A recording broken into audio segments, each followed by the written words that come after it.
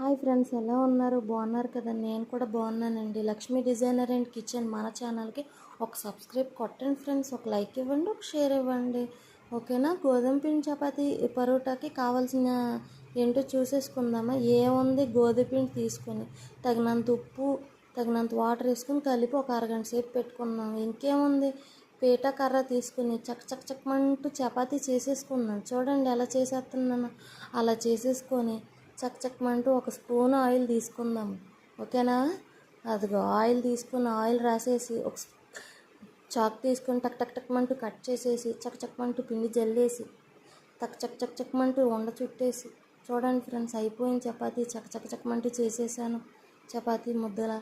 ఇది చపాతీలాగా పెనం తీసుకొని ఆ చపాతీని పెనం మీద వేసి ఒక స్పూన్ ఆయిల్ వేసి కాల్చేయండి. అయిపోయింది చపాతీ. ఇప్పుడు మ్యాజిక్ చూసారా? ఆ మ్యాజిక్ ఎలా చేశానో.